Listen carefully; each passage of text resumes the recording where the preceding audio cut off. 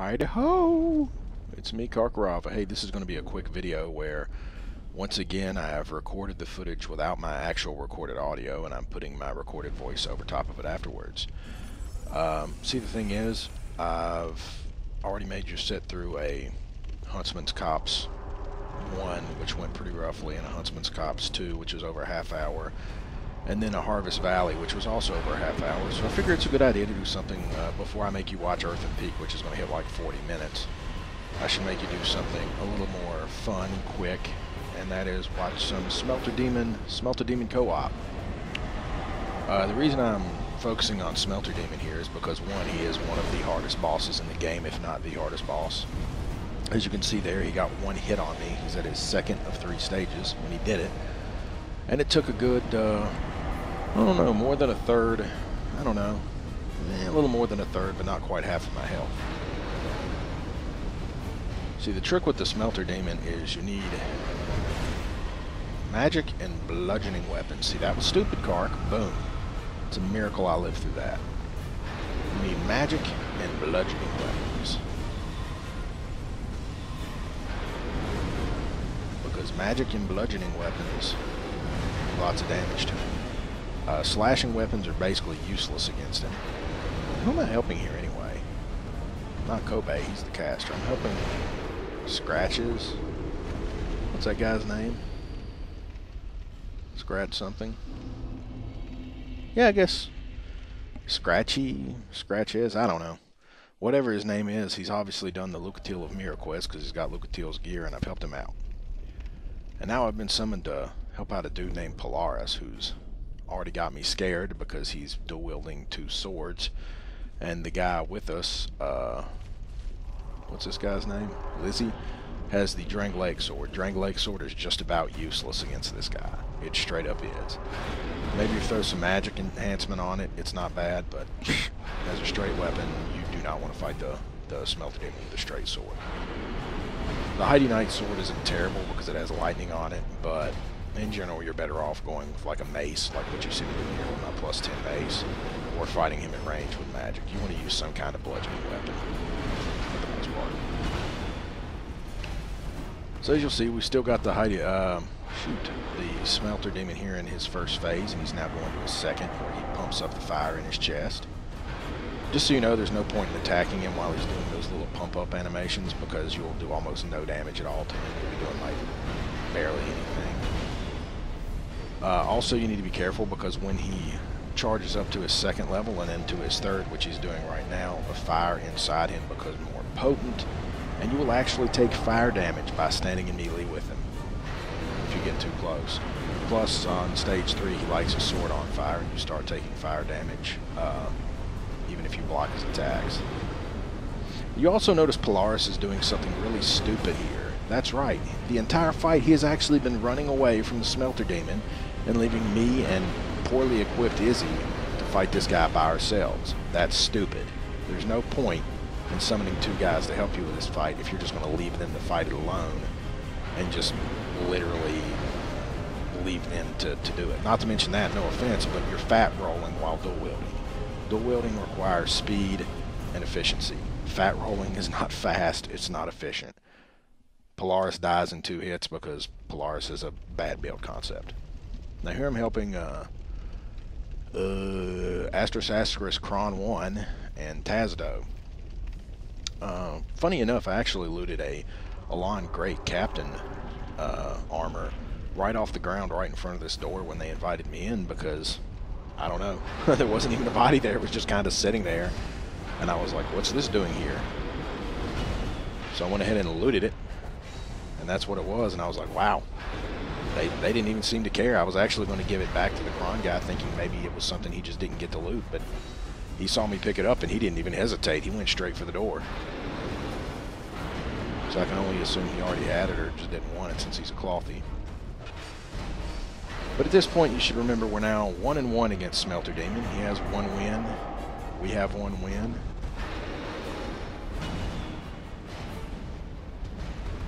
It's like the NBA Finals here, people. Best of whatever. See, he's like doing some role play as a Painted World guy, I think, because he's sitting there, he's throwing knives, he's using that weird arced scimitar. Actually, he's using a bow now, I think, which isn't necessarily a bad idea. Again, piercing and slashing weapons aren't really effective against the Smelter Demon. You want to use bludgeoning or magic. Lightning's okay too, I guess. But slashing, not a good idea. Now this is where me and Asterisk Kron screw up. See, we forgot about the explosion. So now with Smelter Demon 2, Kark and Friends 1. Not looking too hot for Kark and Friends. And now we're summoned into the world of Sanic for our 4th match. I actually think I've done some grouping with Sanic before. I could swear I've actually been summoned by him before somewhere else. And I'll have to do this a bunch more anyway, because truthfully I need like 30 sunlight medals to max out the Sunlight Covenant, the Heirs of the Sun. And, oh, pow, right in the face. After already dying to it. In my defense, there was like a 12-minute gap. Also, I'm very conservative on the Estus in this fight because, like I said, there was like a 12 or 15-minute gap between summons. I think this might have been the one where I fought an Invader and had to use some Estus. Also, there was one where I got tagged by an Alon Knight a few times because I decided to go ahead and clear out the initial area. And that also got me beat up. Pow! Side Treating just got plowed. It's a miracle he survived that. The guy must have HP at the wazoo. But he's a little overly aggressive, as you'll see during this fight. I mean, 3 melee guys is really helpful for this fight because when you have 3 melee guys, you can really swap aggro between the 3 and, you know, back off and get your heals in. It really helps. That being said, casters, as I said, magic being effective is a really good deal too. And just Sanic is really good on the dodges, I'm going to be honest. He dodged a complete combo there, made it look easy, and then I screwed up and let him tag me twice. It's a miracle I'm alive. Using one of my 2 remaining Estus, and there Sire Treating got blown away because that time he did not survive the stab explosion combo. As I said, being a little too aggressive is not a good idea here, especially since you can see my HP ticking down from being melee and taking fire. And this old Night Shield, I've got it at +3, actually has some really good fire cut to it. It cuts like 72%, I think, so it's not shabby.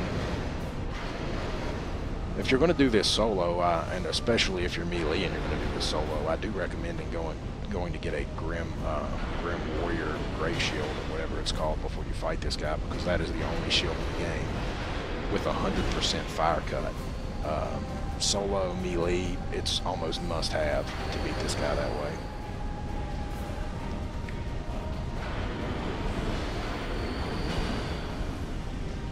And there it is, he's totally open. We take advantage. Boom. Sanic and Karkaroff finish it up. Whee! Sunbros unite, baby. So now that it's 2-2, it's time for the tiebreaker.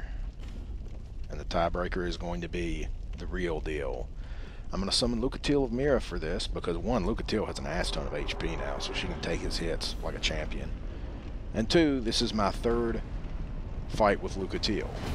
Win here, and I've essentially completed her quest. I just have to meet her in one of the lakes. And then she'll go to another area, and that's that.